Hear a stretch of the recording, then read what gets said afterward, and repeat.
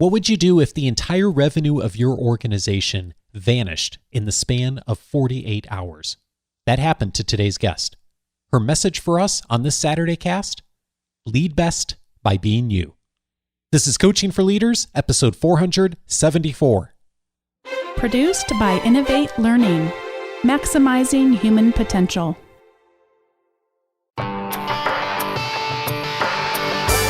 Greetings to you from Orange County, California. This is Coaching for Leaders, and I'm your host, Dave Stachowiak. Leaders aren't born, they're made. And this weekly show helps you discover leadership wisdom through insightful conversations. This is the monthly Saturday cast. About once a month here, I air a Saturday episode that's a chat with one of our Academy members or longtime listeners. The main episode is still coming this Monday. This is a bonus episode.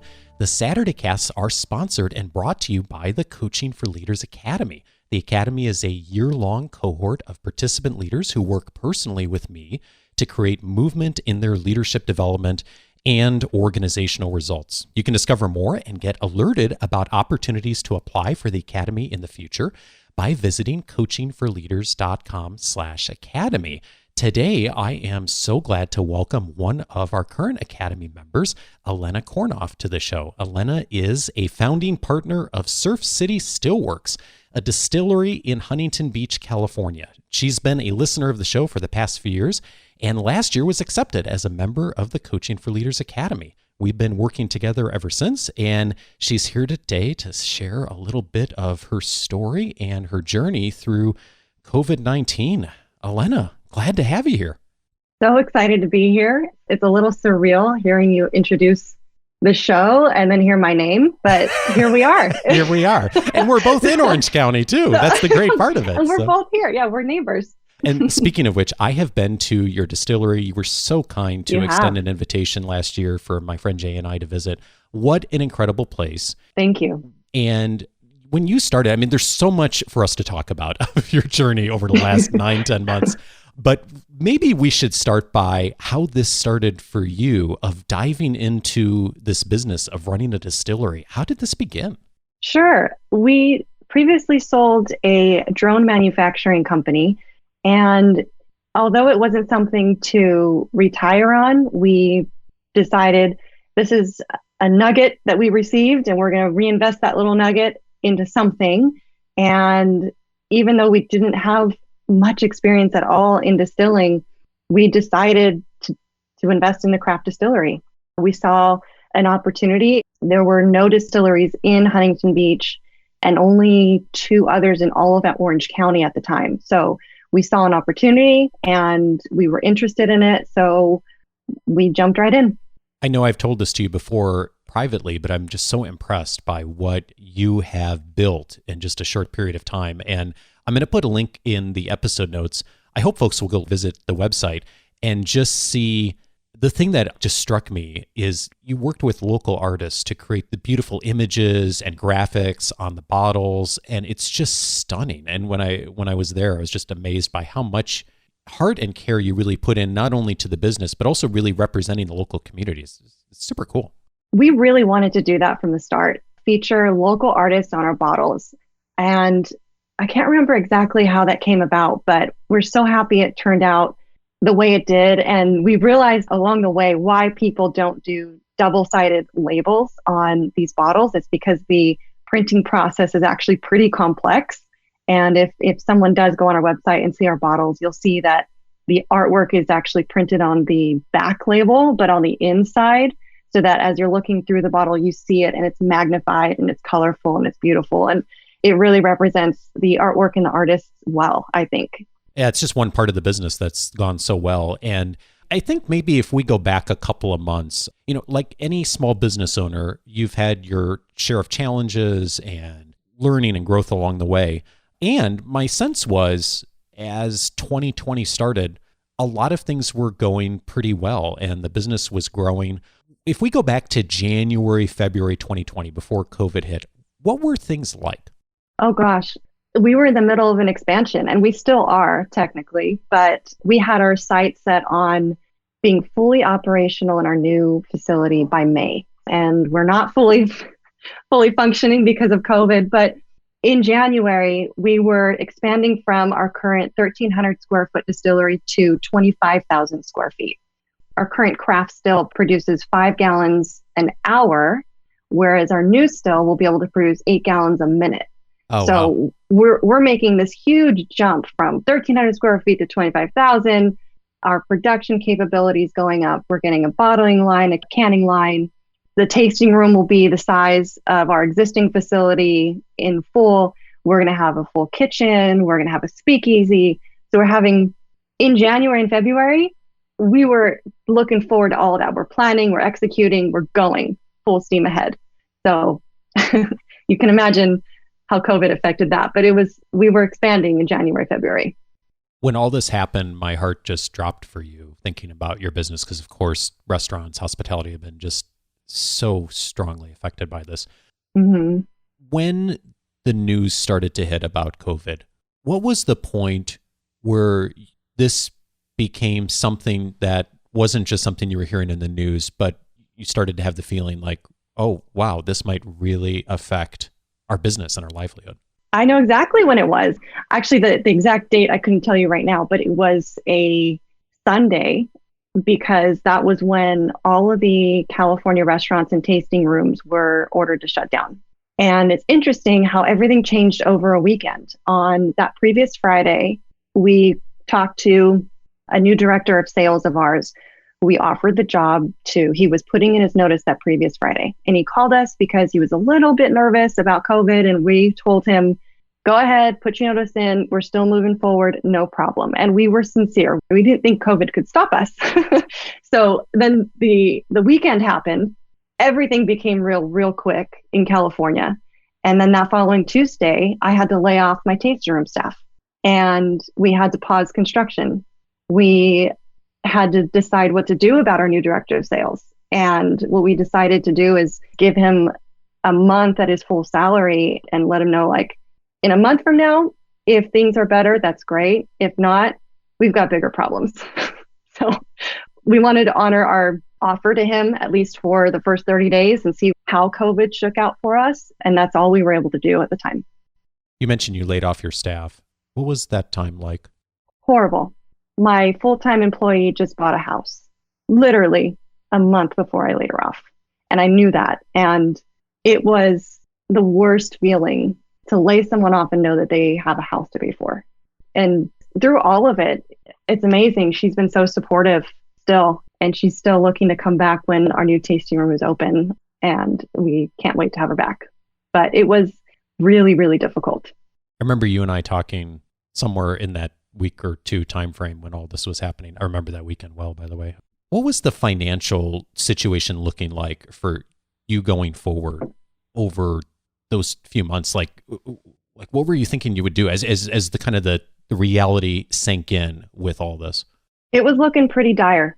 I'm not going to lie. We had to freeze construction, lay off the employees. We had to just stop paying bills. We had to just stop everything so that we could think. It was pretty darn scary. And there were a couple weeks where we didn't know what would happen. And what ended up happening is we had a day of conversations with our investors, and we are just so fortunate to have a great group of people around us where there were some investors that weren't as affected by COVID as others were, and they came through with extra funds. And they were able to help us continue forward. So it was looking pretty dire at first, but we were helped out for sure. And even still, with the funding, there wasn't really a clear path forward. And in fact, as we're recording this at the end of May, there still isn't certainty on like how this is all going to play out going forward. Right. At some point, hand sanitizer came on your radar screen. How did that happen? Yeah, that was something we laughed off at first. Well, my husband, Josh, who's also my partner, he's the one that brought it up. So he didn't laugh it off. But the rest of the team, we brushed it off as if that's just silly, right? And then there was one day that we received probably 15 inquiries from hospitals and first responders and people really in need of hand sanitizer. And that's when we started really looking at it seriously. And it's interesting that one day, all those emails came in, we made a decision almost immediately to just put our heads down and say, yep, this is what we're doing. and we started researching the WHO and FDA recipes on how to make hand sanitizer, sourcing the ingredients that go into hand sanitizer, how to package and sell it. And I think that we ended up selling our first 5-gallon buckets probably a week later. Wow. After we decided to start producing. Yeah. And for those who, like me, who are not chemistry majors, of course, alcohol is one of the key components of hand sanitizer and has been effective around disinfecting. Yep. But it's like talk about a totally different business, right? I mean, what you were doing versus doing sanitizer, and then having to change so quickly, because you started thinking about like, okay, what would it look like if we did this and actually produce sanitizer? What was that transition like? We were actually very well positioned to make the transition because it's not that different. Like you said, it's ethyl alcohol that is the main ingredient in hand sanitizer, or at least the recipe we're using, along with hydrogen peroxide and glycerin. So we have all of the equipment to be able to blend, to weigh, and to mix, and to proof all the ingredients together, and the know-how from distilling. We had all of the technical expertise to make it happen, and it was just a matter of getting the right ingredients at the right bulk sizes. I mean, the amount of inquiries we received and the volume we had to produce, we had to buy a lot of ingredients, and including ethyl alcohol. Even though we can produce the ethyl alcohol ourselves, like I said, we're in transition right now. We have a small still that can only produce 5 gallons an hour, and we need thousands a day. So what we were able to do through our investor network, and actually, funny enough, our church contacts, is through our church, we found somebody who sells hydrogen peroxide and glycerin. And then through our investor network, we found a source for, literally, we bought ethyl alcohol in tanker loads. So through our network, we were able to source these ingredients. And honestly, if we weren't able to source one of them, we'd be dead in the water. You need all three, and you need a lot of it. It just speaks to the power of relationships at a time, anytime, but especially a time like this, right? I mean, how much you reached out in your personal, professional network. Yeah. So you make this really quick change, like over a week, basically, and start producing hand sanitizer, and you've got truckloads of materials coming in. What happened next? Like, what did this look like as far as responding to inquiries and success in doing this? Like, how did that emerge? Oh my gosh. Well, so the director of sales we hired to sell our regular line of spirits and canned cocktails jumped right in to selling hand sanitizer for us. We were so thankful we had him, because I think there was one week where he said he responded to 600 emails. Wow. And Josh and I would just be absolutely buried and overwhelmed and would never be able to respond to those emails if it wasn't for him. So thankfully, we kept him on board. He was a team player. He didn't care what he was selling. He was just going to help us succeed no matter what it took. So we had Ben helping us with that. We also had, through his network, he brought in a few guys to help us with the production. So we had to make hundreds of buckets of hand sanitizer, and we did 5-gallon buckets only. And then we also got inquiries to sell 270-gallon totes, like plastic containers of hand sanitizer as well. So we have end user customers, construction companies, first responders, hospitals, just local residents buying the 5-gallon buckets. And then we have companies that are actually bottling into their own containers with their own labels, selling to customers like Walmart and retailers that need hand sanitizer. So it was all hands on deck. It was a team effort. It was chaos. It still is chaos, but it's amazing how much we've done in the past couple months with what we have. It's just mind-boggling. How did it go with sales when you look at what was happening with the business January, February to what's happening today, now having changed the entire business basically over to hand sanitizer? That's another thing that's mind-boggling. In the first month, we outsold all of 2019 combined. Wow.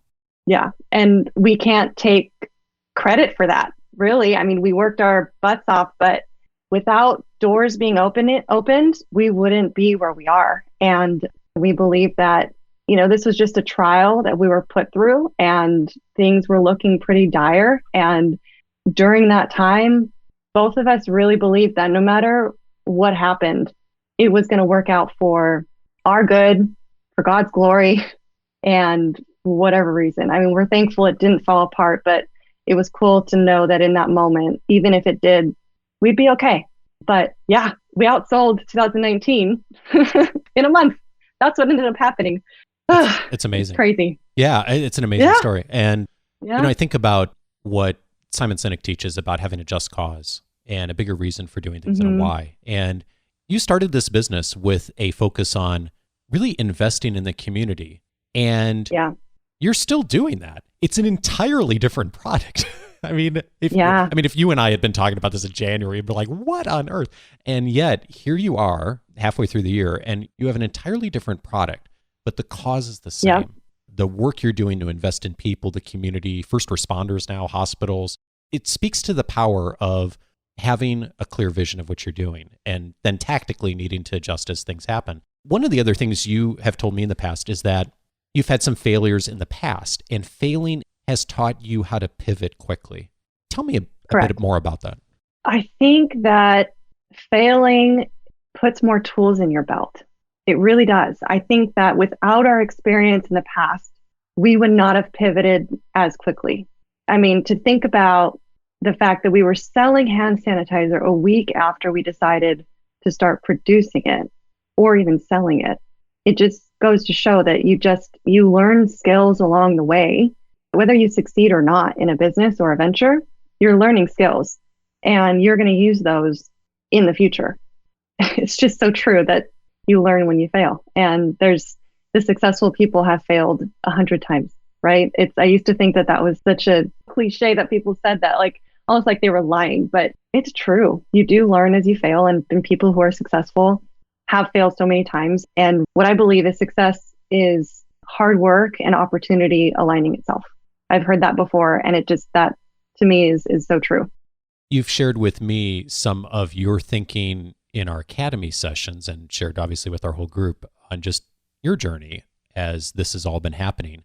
And one of the things that you've told me before is that you thought successful leaders were the ones who were inspiring and charismatic. And I think you've mentioned you've changed your mind on that. Quite a bit.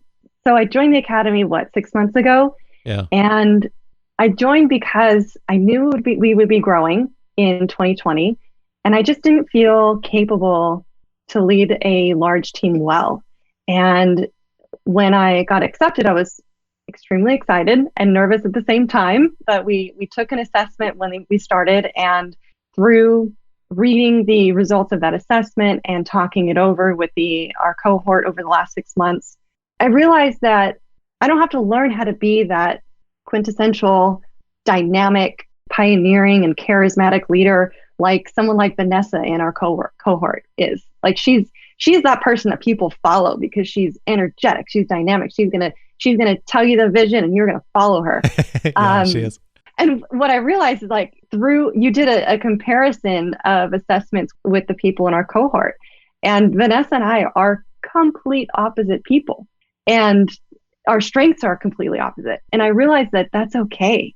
I can be myself and still lead well.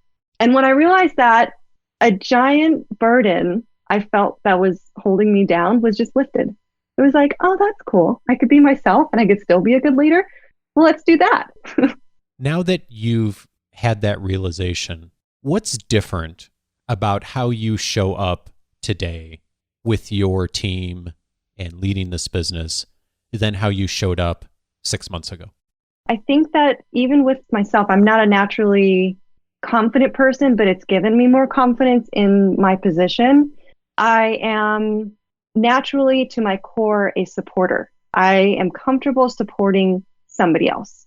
And before, I thought that was only something that was useful on the back end, like helping Josh, for example. He's the one planning out this whole distillery and expansion, and I kind of describe him as this tornado that I'm picking up after.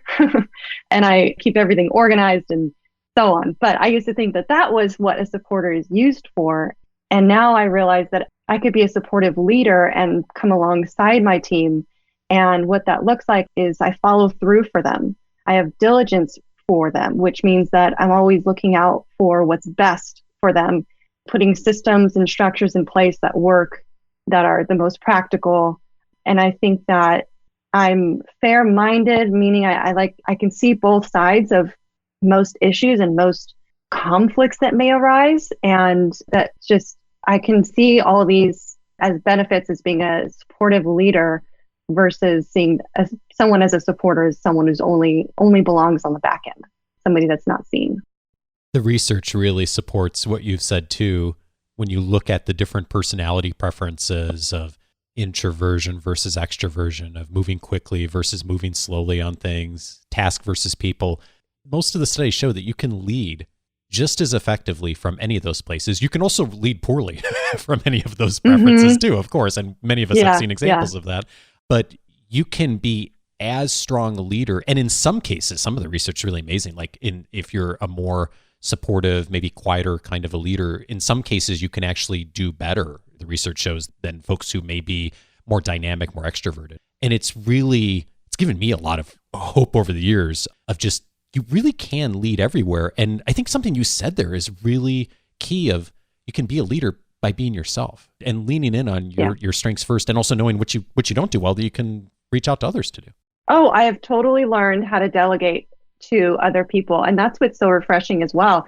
Just because I am the owner of a company does not mean I have to do everything. So our partner, Chris, is that person. He's like Vanessa. He's dynamic. He's energetic. You're going to follow that guy, right? When he speaks, people listen. And there are certain things that Josh and I are not strong or comfortable in. And we've been able to delegate to him, and he's taken it. And it's really showing how a well-rounded team works and how you need that diversity in a team in order to really work well and lead well.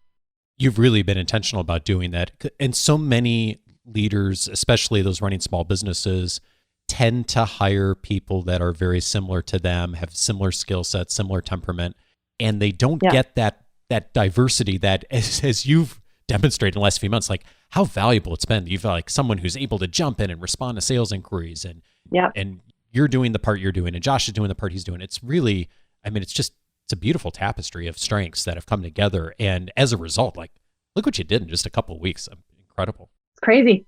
Yeah, it really is. So I hope folks will go visit the website. We're going to put a link in the episode notes and, of course, in this week's weekly leadership guide. And there may be folks listening both who would be interested in checking out what you're doing with spirit sales. And I know there's some regulations around that folks who are inside versus outside California would do something different. And also, of course, there's many organizations that right now are looking for different options for sourcing hand sanitizer. For those who may be interested in either of those directions, what's a good way for people to reach out? Sure. Everyone in California can order online. They can go to surfcitystillworks.com and order either our spirits, canned cocktails, merchandise, and or hand sanitizer. And those outside of California, because of the limitations of our website, we can't ship or process any shipments outside of California. So if you would like some hand sanitizer to be shipped to you, just email us at tastingroom@surfcitystillworks.com and we'll provide more details. Unfortunately, we can't ship any alcohol outside of California because of those individual laws that are state by state. And also, if you're local, we are still moving forward with our tasting room and speakeasy. So our projected opening as of today is probably fall of 2020. All right, so we're going to put links to all of the website, the email address, all of that in this week's weekly leadership guide, also in the episode notes.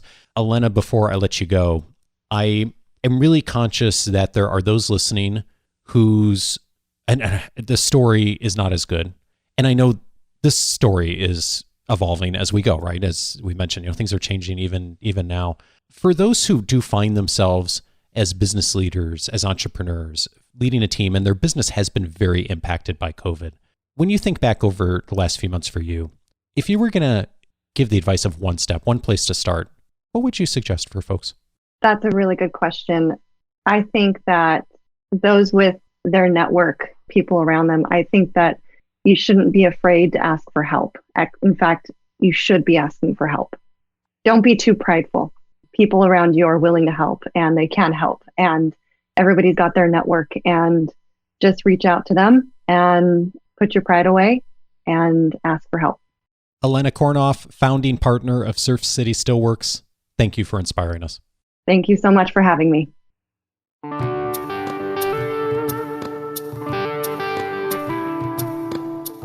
If you found this conversation with Elena inspiring, I would encourage you to lean in on some of our past Saturday Cast conversations. One of them I'd recommend to you is episode 351, The Value of Pivoting for Growth. My guest on that episode was one of our Academy alums, Beth Garrison.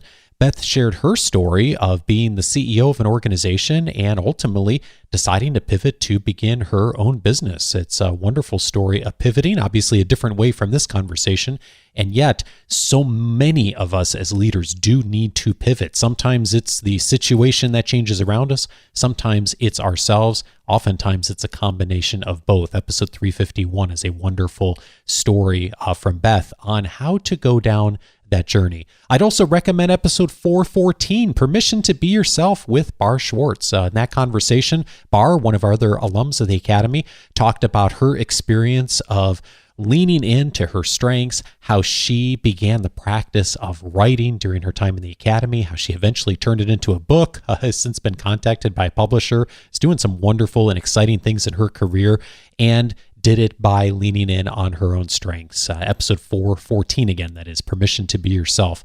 I'd also recommend a recent conversation, episode 463, Leadership Through Massive Change with Liz Lilla. In that conversation, Liz talked through the recent situation with COVID and how she and her business has responded to running a gymnastics organization. And now, in the midst of this pandemic and the quarantine of not having kids be able to come to their gyms, how they've responded and moved work online. Just a fascinating story of flexibility and resilience and leadership and change. If you're looking for another story on how to respond in a way that I think will inspire a lot of us to be able to search for the next step, the next action, episode 463 with Liz Lilla, I'd recommend that as well. And then, of course, last episode, 473, Embracing a Just Cause with Simon Sinek. If we know what the just cause is, when change comes, which it always does, it's a pandemic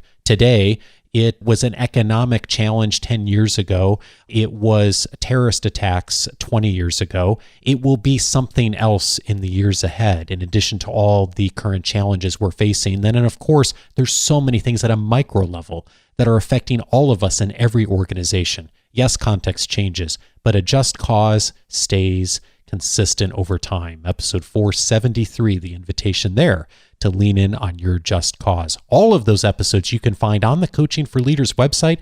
There is a file on the website if you have your free membership set up for Saturday Cast. You can check out all of the past Saturday Casts we've had with listeners, Academy members, Academy alumni over the years. That will help you to continue to hear the stories of those like you who are utilizing what you've learned here on the podcast and applying it each day. And I'd encourage you to set up your free membership to get access to all of that at coachingforleaders.com. Once your free membership is active, you will be able to connect with all of the past episodes searchable by topic. And in addition, while you're online, if you are interested in discovering more about the Coaching for Leaders Academy and potentially applying the next time we have applications open, go over to coachingforleaders.com/academy.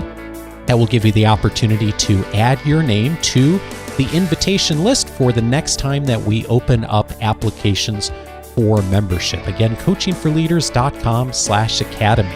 The Monday episode is coming up in just 48 hours. Stacy Barr is my guest on the next episode on how to hold people accountable and what to hold them accountable for. It's going to be a great follow-up from our recent conversation with Jonathan Raymond on accountability. See ya on Monday. Have a fabulous weekend. And thanks again, Elena. Take care.